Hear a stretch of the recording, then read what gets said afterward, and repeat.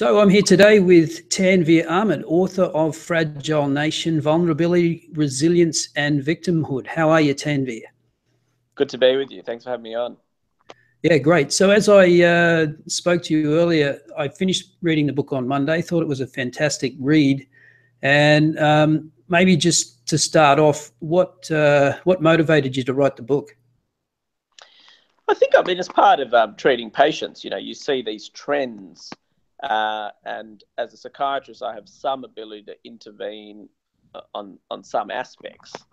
I can alter, the level of someone's anxiety or, their depressed mood, etc. But there's much wider currents, social, political currents that at a kind of individual consultation level, I can't necessarily intervene on, but certainly affect my patients. So I think seeing these broad trends of people speaking about their problems through the lens of mental health, more and more people being diagnosed with mental illness, I guess more and more people expecting things like disability pensions or not being able to go to work and wanting income protection, like all these incentives to be ill that also exist in our system.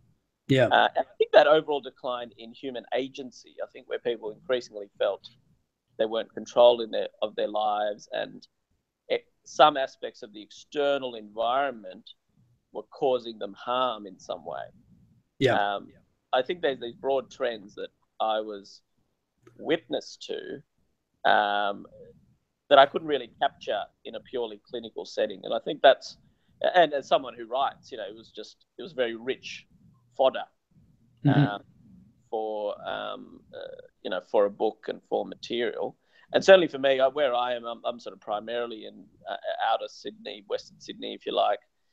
And I'm very interested in transcultural psychiatry. And that basically means, looking at mental health of I guess, traditional communities. Probably came out of more anthropology where, you might look at it in, the Amazon or something. But in today's day and age, it's really ethnic communities often living in urban or just, modern environments.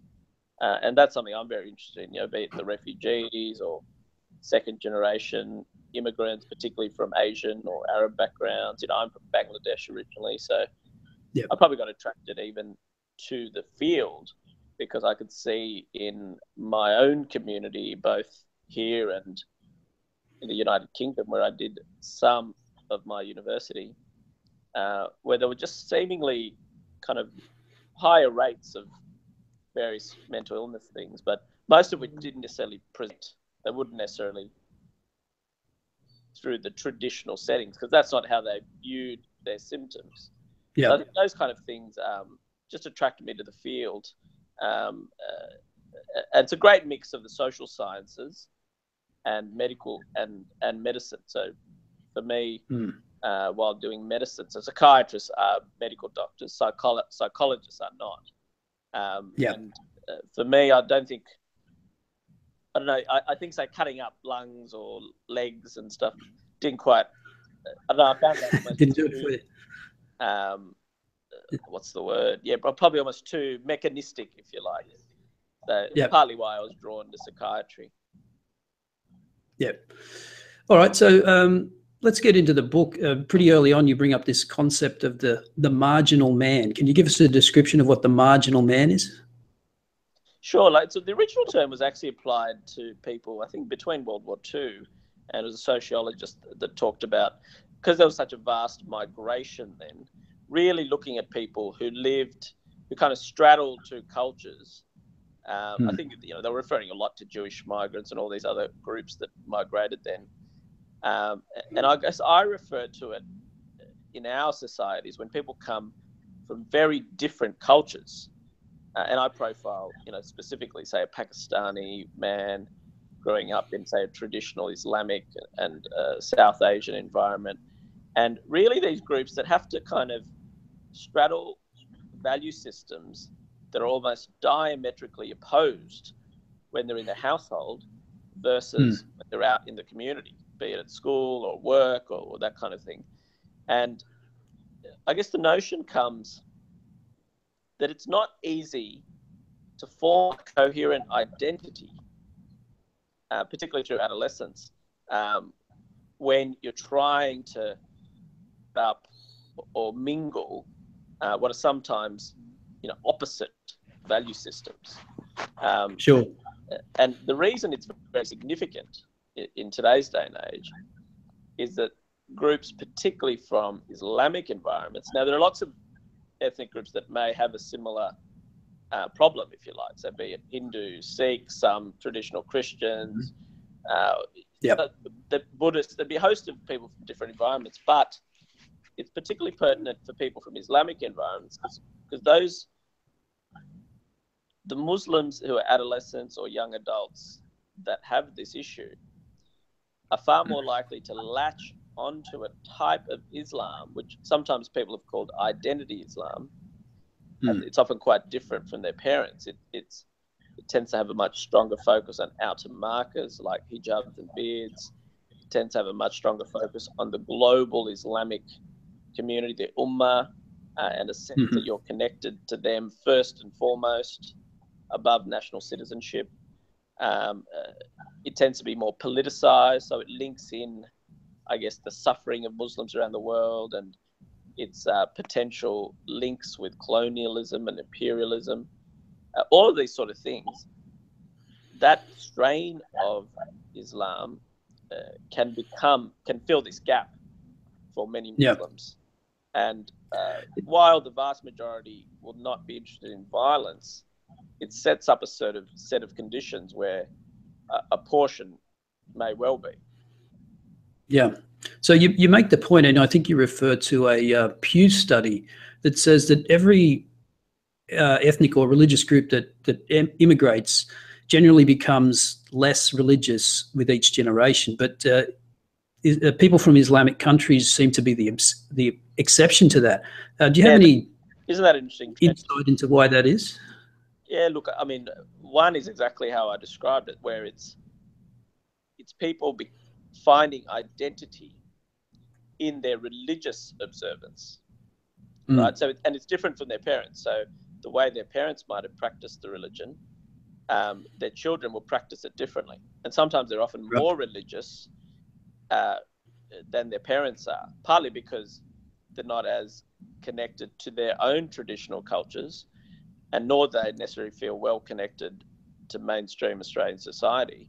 And for this reason, their religiosity, if you like, can have an extra edge. So it's really a marker. It's really I mean, the most recent census figures also bring it out where, the wide Australian population are becoming less and less religious, but Muslims are not.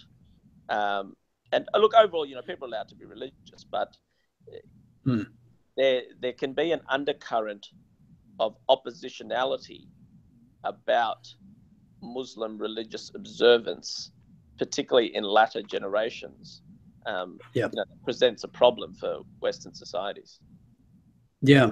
So it acts as kind of, they can't quite participate in Western culture. So it's almost like I'm going to push you away before you push me away. In that sense. Exactly. That's a great way of describing it, where it's really a defense mechanism. So underneath it is really, okay, I don't feel like I belong. I'd like to participate, but I'm not allowed to. I'm angry about that. How can I cope? Well, actually, by setting up a certain identity where I am actually the superior one, and it's actually you guys out there that are morally corrupt and deficient in some ways. That's like, it's like a kind of one big defense mechanism. Now, a lot of that overlaps with other forms of adolescent rebellion. So if you're a goth or you're a, in the old days, you might have been a Marxist or you're a punk rocker. I mean, it's not entirely dissimilar themes. Yeah. And I mean, that's also important because many of these Muslims, the nature of their oppositionality to Western society will also lessen for the most part, especially in Australia where we have a strong economy. They get jobs. It generally gets diluted as they get older. But that's probably less the case in places like Europe where they don't necessarily have such strong economies and the same levels of social mobility, but also it'll also be a little bit tougher in countries like France and Germany, for example, to some extent Britain, where it's probably slightly more difficult because of the much stronger history and linguistic heritage of these countries. It's a little bit more difficult to feel like you're a German or French if you're, say, for example, African or Turkish. And you'll see that, you'll see third generation Turkish families who, the Germans, they won't necessarily feel German. I think in that aspect, we have it slightly better in Australia, because I think it's really not that difficult to be Australian. And also our skilled migrant policy and our strong economy mean it's far easier to rise and then feel kind of connected and part of the bigger Australian story, if you like. Yeah, and we don't have the intensity of the immigration. We don't have how fast Muslims are coming in, because they can set up essentially sort of ethnic enclaves within, say, Paris or Berlin. Yeah, whereas I think that's a massive mistake in countries like parts of Europe, where they've let in so many refugees so quick. And that refugees, by definition, are much tougher to integrate. They're often from traumatic backgrounds. They might lack advanced skills. The modern economy now punishes those who lack skills, unlike, say, 20, 30, 40 years ago, when you could have just turned up and started working as a factory. All of that makes it much tougher to integrate some of these groups. And I think that's understated by advocates in that arena. Yeah, I think you also make the point that psychology in general hasn't really penetrated the Arab world as it has in, say, Western cultures. And does that then lead to sort of a lack of introspection?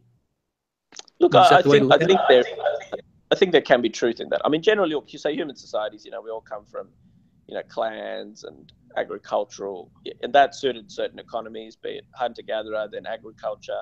But now in the industrial kind of or information age, we exist more as individual units.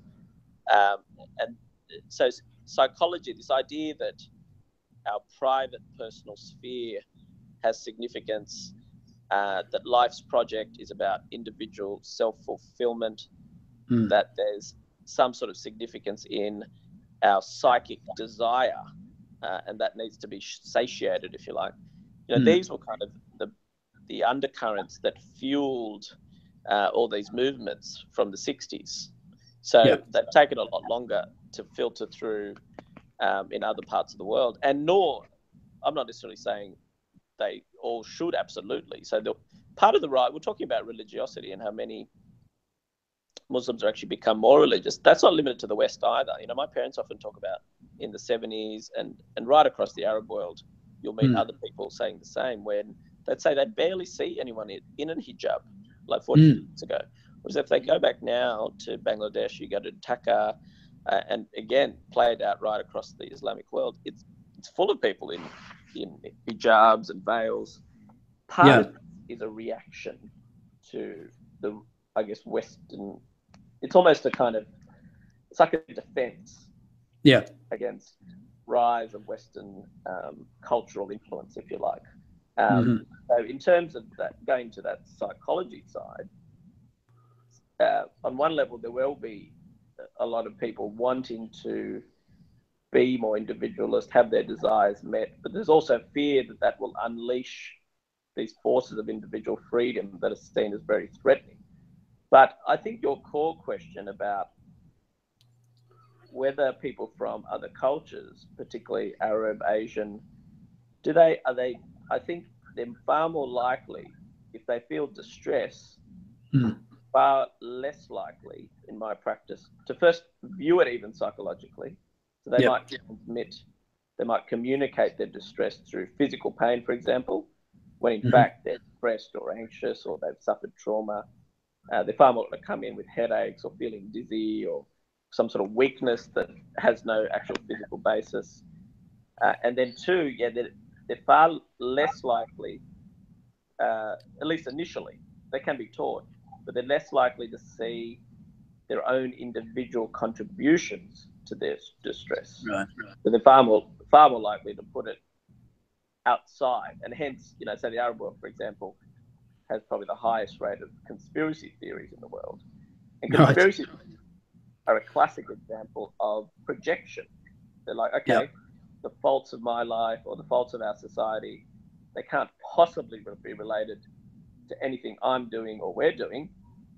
It must be, the fault of Mossad or American imperialism or etc. So that's classic projection, and that happens very commonly at an individual level too. Right across the board, but I think it is slightly more common in some ethnic groups. Yep. Well, let's move on to chapter 3. I think you talk about this notion of concept creep, and I've seen this come up before in the work of Jonathan Haidt when he talks about how students at university, and maybe this can lead into a discussion about the social justice warrior, with students at university are conflating sort of words with physical violence. So, and not even words that are insults necessarily, but words that are triggering, the trigger warnings, content warnings that students want on curriculums and things like this, that this has now been rolled into and seen as the same or very similar to actual physical violence. Can you talk about this idea? And I think you talk about concept creep in terms of PTSD, don't you? Yeah. But it does extend beyond that, no question. Yeah. So, go ahead.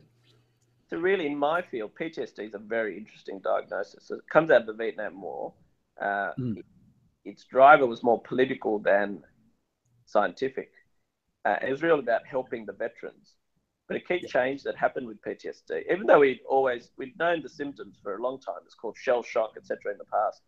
The key change that happened in Vietnam was, rather than us seeing that there was a small group of people that had their own vulnerabilities that pre-existed service, and they were the ones that might have been tipped over in the experience of war or combat to have these set of systems longer term. Suddenly, we determined that the main cause was the actual war experience, and that potentially it could just happen to anyone. Right now, not that that's entirely untrue.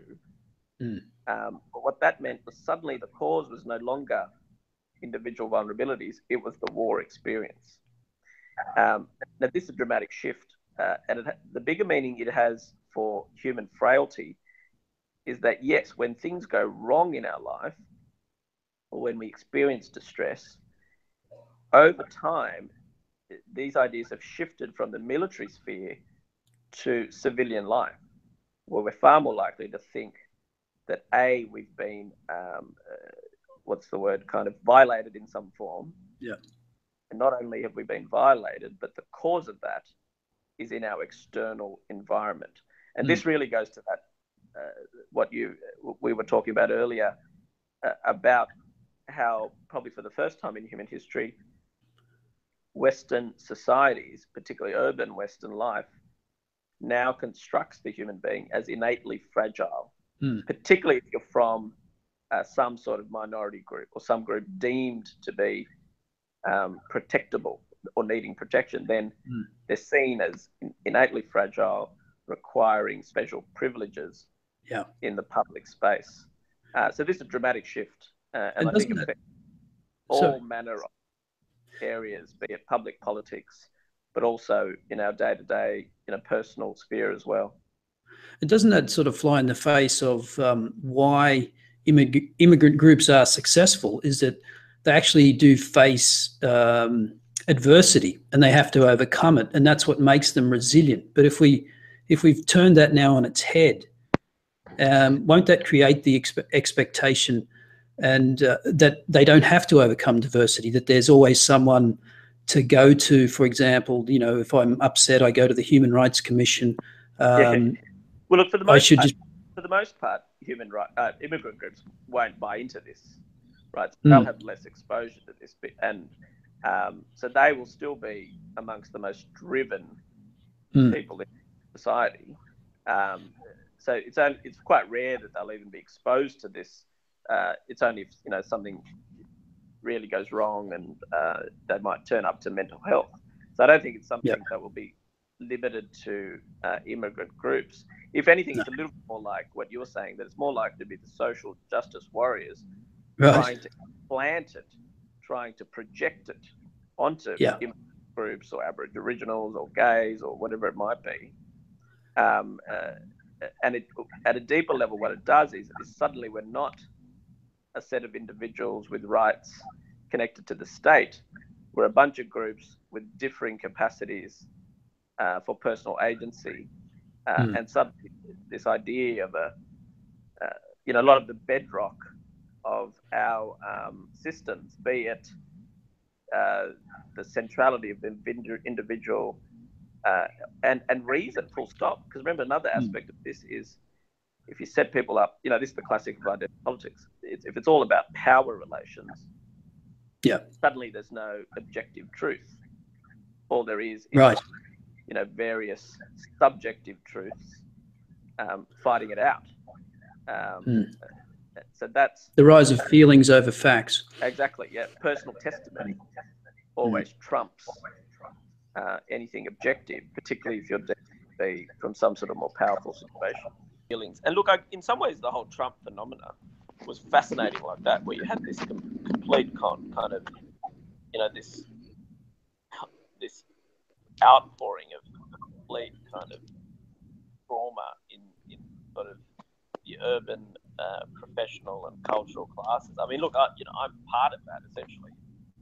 Friends in that sort of scene, but it was amazing to see because I think Trump's election was, while it's not going to prick it quite so easily, but it was really a prick of a half century of these kinds of beliefs, of these progressivism. And a lot of that's very positive. It did free all manner of people, be it gays, women, in minority groups. So a lot of it was hugely positive, but it was a pricking of the overreach of some of these ideas, rooted in feelings, personal testimony, the lived experience, vulnerability, all of these things. Now, the fight will certainly go on, so it's not going to disappear overnight. No. But it was significant pricking of some of these ideas, for a very long time. Yeah. So from a psychiatric practice point of view, I mean, isn't the idea that, and I'm now thinking about the concept of safe spaces on campus, where the idea is that you should shield people away from difficult ideas or sensitive topics, but that's kind of the opposite of the kind of practice you do, isn't it? Where if somebody's got some kind of phobia or problem, the idea is to expose them to it incrementally over time and build up their confidence and their resilience. Do you see that as in opposition, the idea of safe spaces, as opposed to trying to get someone over some kind of phobia? Yeah, look, where this idea, I mean, look, one observation about university, all of these sort of trends come out of the social sciences, right? You don't see in the biological science. And even movements, be it intersectionality, they all come out of the social science. And a lot of these departments have no connection with biology, but they barely pay attention, right? Particularly classic, where you've had a half century of gender that is barely interested in actual biology. And all themselves off from biological knowledge, thinking everything can be socialized, Look, the safe space thing, I think, underneath it is really the ideas of the sacred. So what's happened as we become less Judeo-Christian in some forms, as we become more secular, but we are in some way, any social expression starts describing sacred to various things. That's one way we form identities.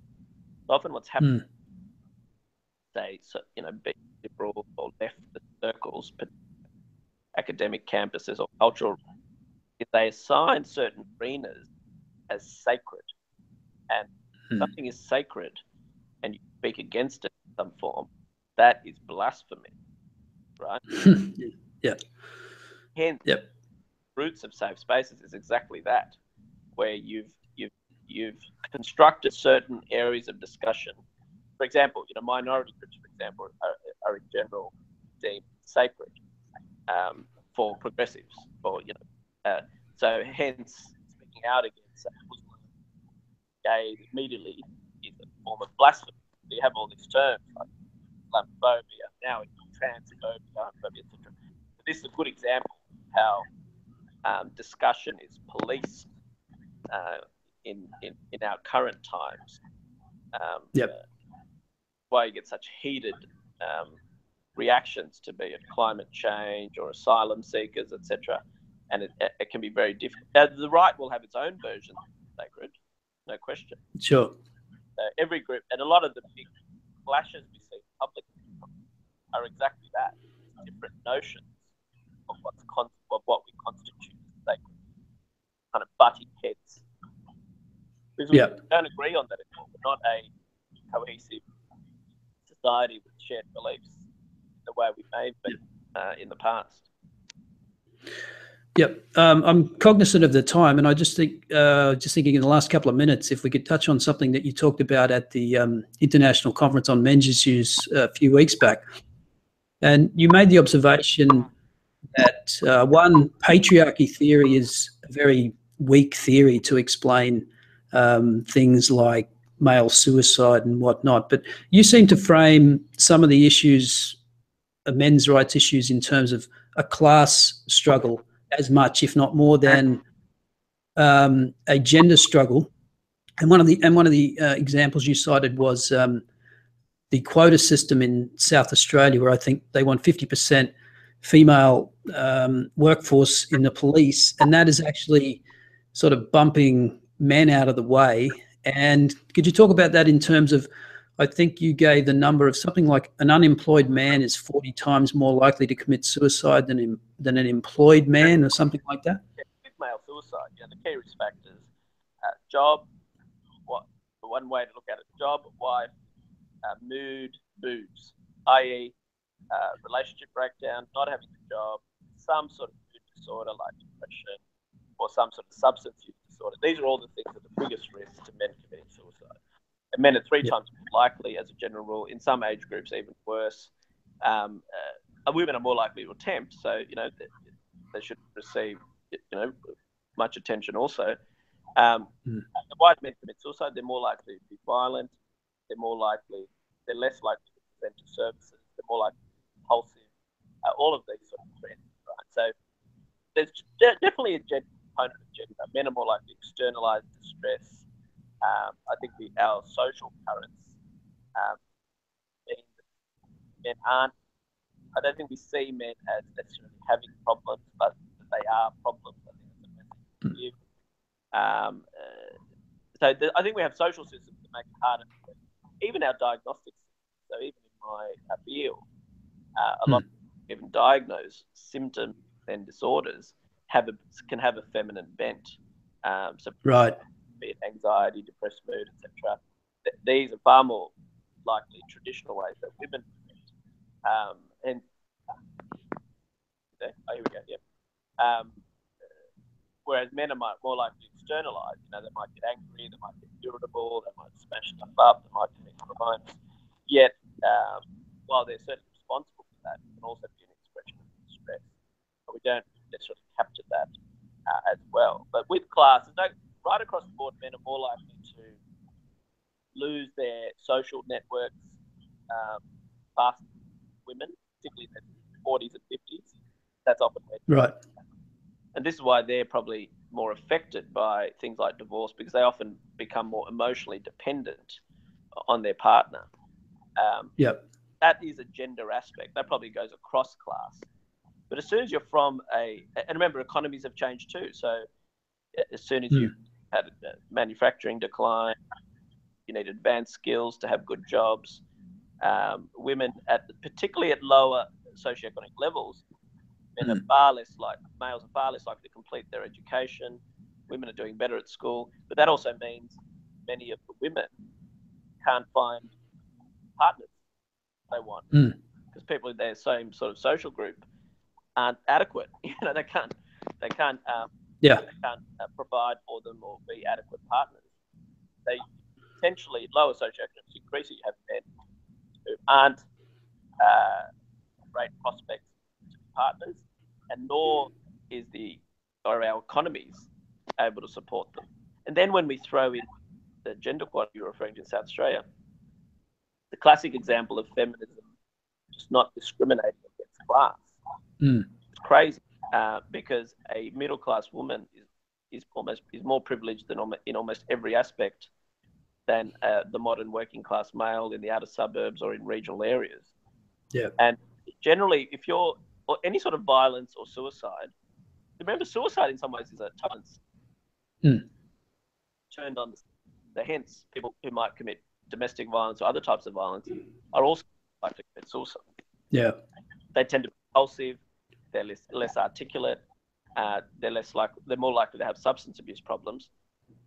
So of course, suicide then will affect lower socioeconomic groups. And in Australia, there's also that access to firearms we get in rural areas. Yeah. Which has been Howard's changes, but there's certainly. Yeah. So all of the lines to add that element of class. So this way, sometimes I think, by framing things too much in gender, you miss some key aspects. One, the importance of class, but also areas like domestic violence, the relationship factor. Often what you really have is bad relationships as a system, rather than the female or the male specifically. And this is where I think we miss the nuance of some of these problems, and you get into this. In some ways, some of the movements, the so-called men's rights movements, if you like, they brought the roots of radical feminism. Is this idea that the heterosexual male-female couple and traditional family was an expression of capitalism and patriarchy. Right. So that's a kind of root of feminism. So by the men's rights movements kind of making it all about gender, I feel like they buy into putting conflict at the heart of gender relations. Yeah. Which is I think is wrong.